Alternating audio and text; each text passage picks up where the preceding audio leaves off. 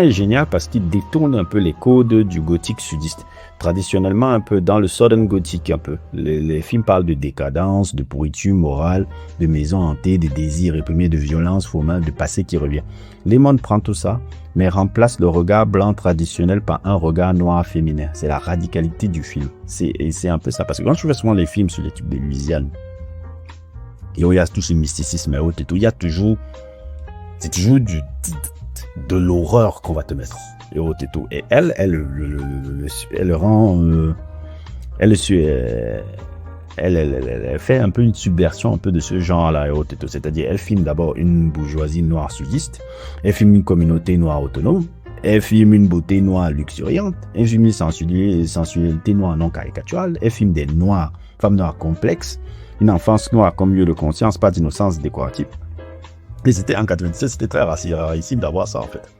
C'est pour ça que ce film encore marque jusqu'à aujourd'hui et qu'il a encore célébré et autres et tout, parce qu'il a renversé beaucoup de codes. Et autres et tout sur ce truc. Et autres et tout. Et comme d'habitude et autres et tout. Et c'est pour ça que j'aime souvent faire ce parallèle-là avec un autre film un peu aussi qui, on pourrait croire qu'ils se ressemblent, mais qui sont un peu des films, on va dire, presque cousines un peu. C'est pas la langue, le corps et les rituels. C'est ça un peu. Eve Bayou parle de la mémoire comme blessure qui les anime. Eve Bayou de Casey Lemons.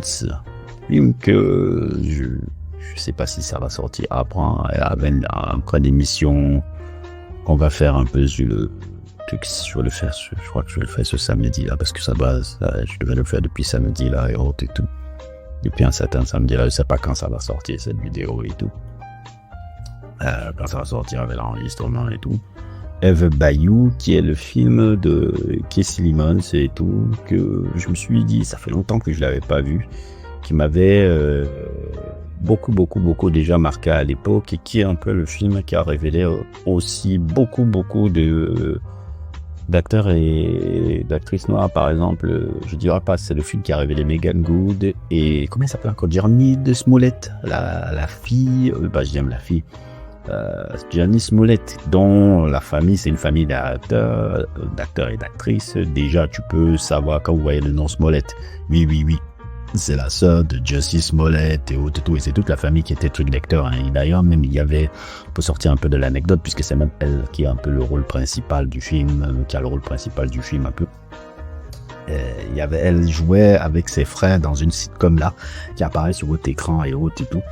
Très enjolivée, très truc et autres et tout. Et après, bon, elle a la carrière aussi incroyable qu'elle amène depuis, on va dire, depuis cette période-là, depuis les années 90. C'est un genre d'acteur qui a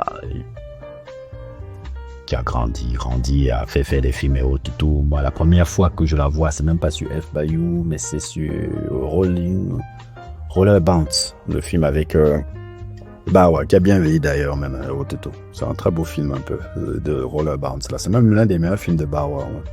Bauer est un très bon acteur. Hein. Ça aussi, le truc, il est un très bon acteur, je trouve. Roller Bounce, ça a très bien vieilli. Ça fait 20 ans maintenant, je pense. Et Eve Bayou, qui est le premier film de Casey Lemons et autres et tout. Casey Lemons, mis à part ce film-là, je n'ai pas vu grand-chose d'elle. Mais si on peut son premier film autre et tout, qui était déjà qu'elle avait écrit à partir de 1992 et autres et tout. Elle qui avait commencé en tant qu'actrice, on a pu la voir un peu faire des apparitions sur School of Days, un peu de Spike Lee. Elle essayait d'apparaître un peu dans les trucs dans les années 70 où elle faisait des films, des soap opéras un peu régionales, un peu à l'époque et autres et tout.